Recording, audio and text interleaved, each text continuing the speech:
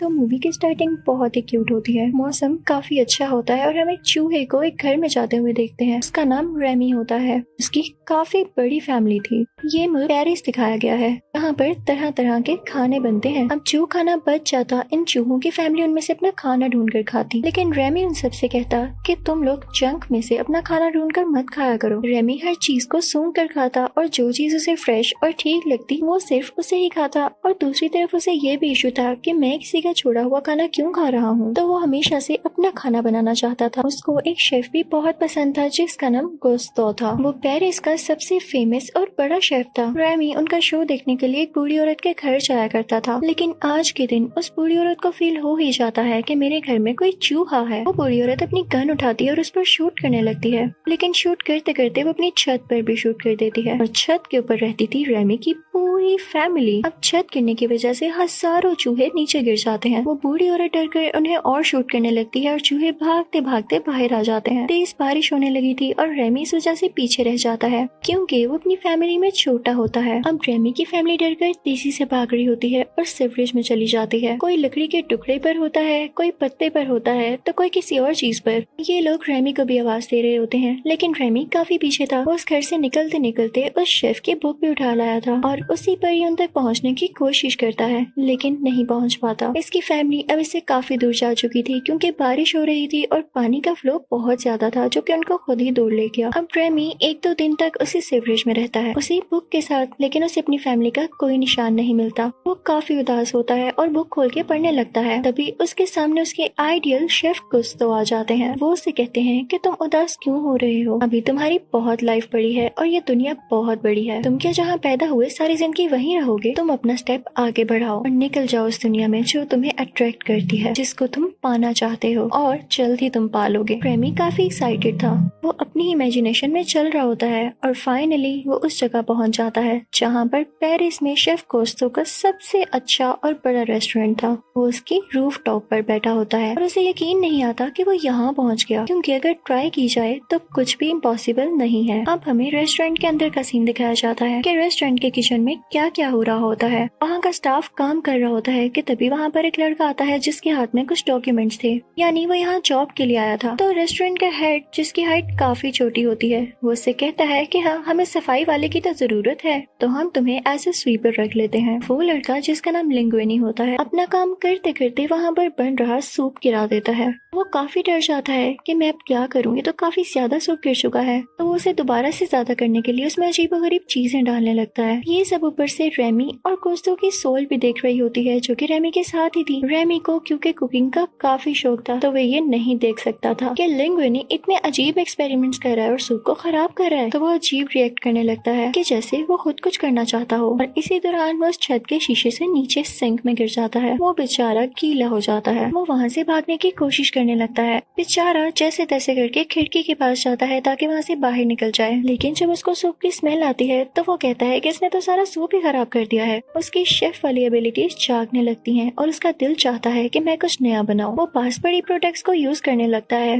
Different herbs, sauces और spices उस soup में डालने लगता है, लेकिन तभी उसे वहाँ लिंगुइनी भी देख लेता है। उसे पकड़ने की कोशिश करता है तो रेस्टोरेंट का हेड, यानी वो छोटी हाइट वाला आदमी, ये समझता है कि लिंगुइनी सूप बना रहा है। वो उसको शर्ट से पकड़कर कहता है कि तुम्हारी हिम्मत कैसे हुई, तुमने सूप को हाथ भी कैसे लगाया। इसी दौरान वहाँ का वेटर आता है और सूप डालकर बाहर सर्व करने चला जाता है, क्योंकि उसको नहीं पता होता कि यहाँ क्या मसला बना हुआ है। जब हेड की नजर उस पर पड़ती है तो उसे रोकने के लिए पीछे जाता है, लेकिन तब तक देर हो चुकी थी। वेटर बाहर निकल चुका था। अब हेड अंदर आता है और अपना सर पकड़ कर रह जाता है, क्योंकि वो जानता था कि इस सूप की बहुत बेइज्जती होने वाली है और साथ में उसकी इंसल्ट भी होगी। तभी उसे बाहर से वो कस्टमर बुलाती है जिसने ये सूप पिया था। इनफैक्ट वो क्रिटिक होती है जो कि फूड पर रिव्यूज देती है और उनकी स्कोरिंग करती है। वो उस हेड से कहती है कि आपका सूप बहुत अच्छा है। हेड को यकीन नहीं आता और अंदर आकर लिंगुइनी से कहता है कि तुमने इतना अच्छा सूप कैसे बना लिया। तो लिंगुइनी को आगे से कुछ समझ ही नहीं आता, वो कुछ बोल ही नहीं पाता। अब हेड खुद उस सूप को चखता है तो वो लिंगुइनी से कहता है कि तुम हमारे सामने ये सूप बनाओगे ताकि हम भी देखेंगे तुमने इसमें ऐसा क्या डाला है।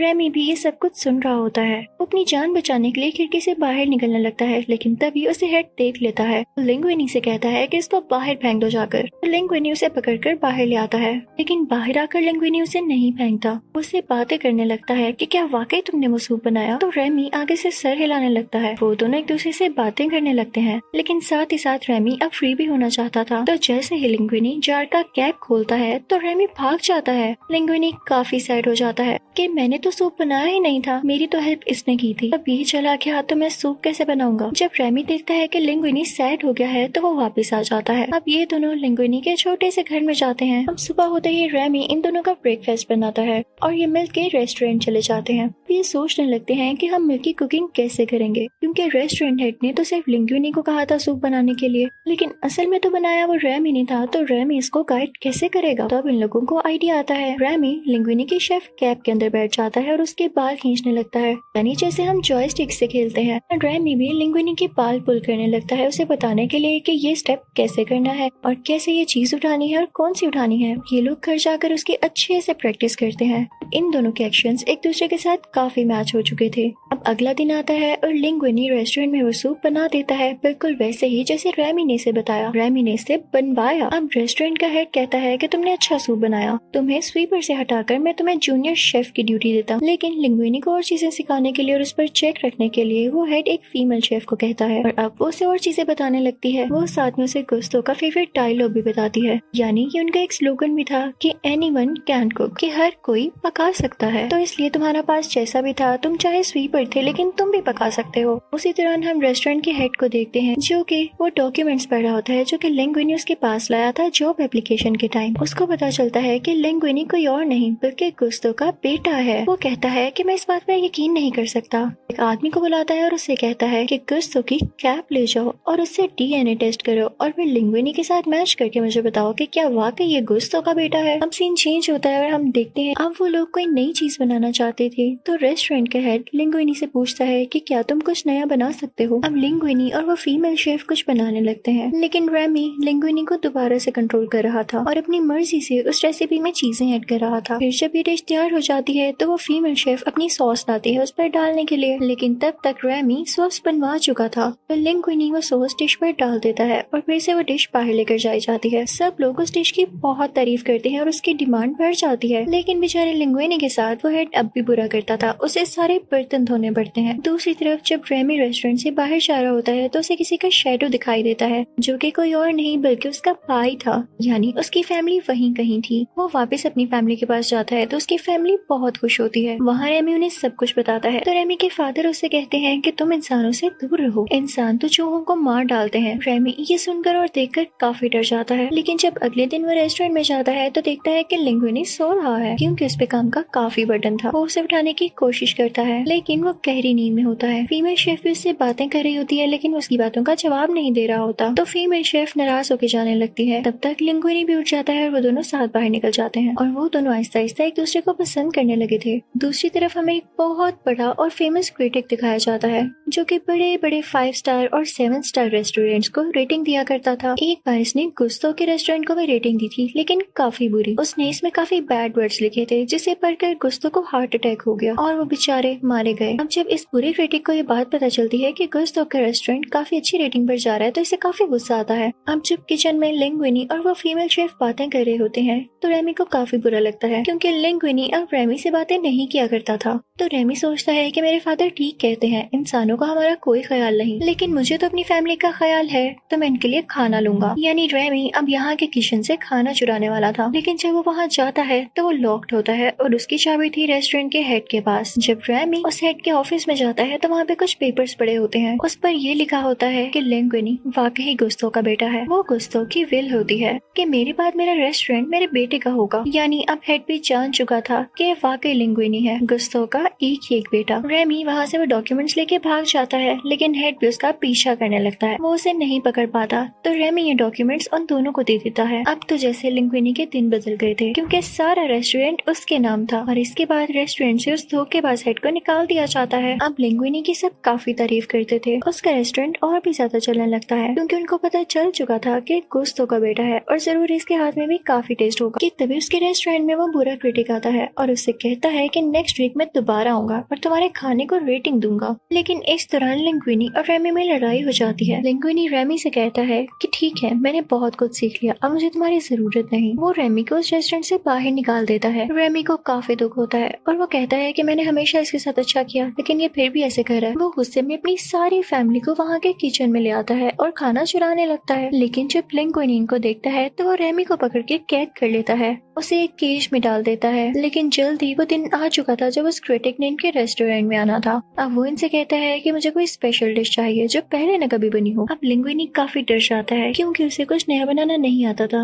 उधर रेमी भी केज में काफी उदास हो रहा होता है। तभी वहाँ पर रेमी की फैमिली आती है और उसे केज से फ्री कर देती है। लेकिन जब रेमी नोटिस करता है कि लिंगुइनी सख्त मुश्किल में है, उसे कुछ भी नहीं पता कि चीज बनानी कैसे है, तो उसकी मदद करने जाता है। अब उस चूहे को देख के वहाँ के सारे स्टाफ मेंबर्स उसे मारने की कोशिश करते हैं, लेकिन लिंगुइनी उनसे कहता है कि इसे मत मारो, आज तक जो भी कुछ मैंने बनाया इसके पीछे ये रैट है, इसका नाम रेमी है, यही मुझे कंट्रोल करता था। सबको उसकी ये बात सुन के काफी गुस्सा आता है। वो कहते हैं कि हमने तुम पे ट्रस्ट किया कि तुम्हारे हाथ में इतना टेस्ट है, लेकिन ये सब झूठ था। तुम उस वक्त से हमें चूहे के हाथ का खाना खिला रहे थे। वो सब उसका रेस्टोरेंट छोड़ के चले जाते हैं। अब वो बिल्कुल अकेला रह जाता है। तो रेमी की फैमिली वहाँ पर आती है और रेमी से कहती है कि हम इनकी मदद करेंगे क्योंकि ये कुछ तो ही तो कहते हैं कि एनिमल कैन कुक। हम बेशक इंसान नहीं, लेकिन हमें पकाने का शौक है। अब पहले तो वो सारे चूहे खुद को वॉश करते हैं, साफ सुथरा करते हैं, फिर उसके बाद लग जाते हैं पकाने। इसी दौरान वहाँ पर हेल्थ इंस्पेक्टर आता है और जब देखता है कि यहाँ के किचन में इतने सारे चूहे हैं तो वो वहाँ से भाग निकलता है, यानी वो न्यूज़पेपर में जरूर खबर देगा कि इस रेस्टोरेंट में चूहे हैं और इससे उसकी रेटिंग डाउन होगी। खैर, अब वो डिश तैयार होने लगती है। किचन में हर तरफ चूहे ही चूहे थे और दूसरी तरफ लिंगुइनी बाहर से ऑर्डर्स ले रहा था और उन लोगों को सर्व कर रहा था। अब वो टाइम आ जाता है जब उस क्रिटिक के लिए वो डिश तैयार हो जाती है। अब वो डिश उस क्रिटिक को सर्व की जाती है। जैसे ही वो उसकी पहली बाइट लेता है तो अपनी आंखें बंद कर लेता है। उसने आज तक इतनी डिलीशियस डिश कहीं नहीं खाई थी, सिवाय उस टाइम के जब उसकी मदर उसके लिए ये बनाया करती थी, क्योंकि वो बचपन में एक विलेज में रहा करता था जहाँ उसकी मदर वेजिटेबल से उसके लिए ये बनाती थी। तब तक वहाँ पर फीमेल शेफ भी पहुंच चुकी थी जिसने थोड़ी बहुत लिंगुइनी की हेल्प भी करवाई थी। अब वो क्रिटिक कहता है कि मैंने जो भी किया गलत था, लेकिन आज जो मैंने डिश खाई है वो मैं बता नहीं सकता कि मुझे कितनी अच्छी लगी। वो कहता है कि मुझे अपना शेफ तो दिखाओ। अब जब सब लोग चले जाते हैं तो लिंगुइनी और वो फीमेल शेफ उस चूहे यानी रेमी को लाते हैं। वो क्रिटिक को बताते हैं कि ये है हमारा शेफ। तो क्रिटिक उसे देख के काफी हैरान होता है, लेकिन वो कहता है कि मुझे खाने का वाकई बहुत मजा आया। अब नेक्स्ट डे न्यूज़पेपर में हम देखते हैं कि उस क्रिटिक ने काफी अच्छा रिव्यू दिया है और साथ में ये भी लिखा है कि इस रेस्टोरेंट का शेफ एक चूहा है। दूसरी तरफ उस हेल्थ इंस्पेक्टर ने भी इस रेस्टोरेंट को सील कर दिया था यहाँ चूहे होने की वजह से। और जब क्रिटिक ने भी ये लिख दिया कि यहाँ का शेफ चूहा है तो लिंगुइनी को भी वो रेस्टोरेंट बंद करना पड़ा, क्योंकि जाहिर है लोग तो चूहों पर ट्रस्ट नहीं करते। लेकिन उसके बाद लिंगुइनी अपना एक और रेस्टोरेंट खोलता है जिसमें शेफ कोई और नहीं बल्कि रेमी ही था। उसके साथ वो फीमेल शेफ भी थी और वो क्रिटिक ऑफनली वहाँ पर खाना खाने आया करता था। सब काफी खुश थे। इसी के साथ ये मूवी हैप्पीली एंड हो जाती है। इस मूवी से हमें ये भी लेसन मिलता है कि हमारी लाइफ में जो भी होता है हमारी बेटरमेंट के लिए होता है और हम उससे बहुत कुछ सीखते हैं और ग्रो करते हैं। Thank you for watching.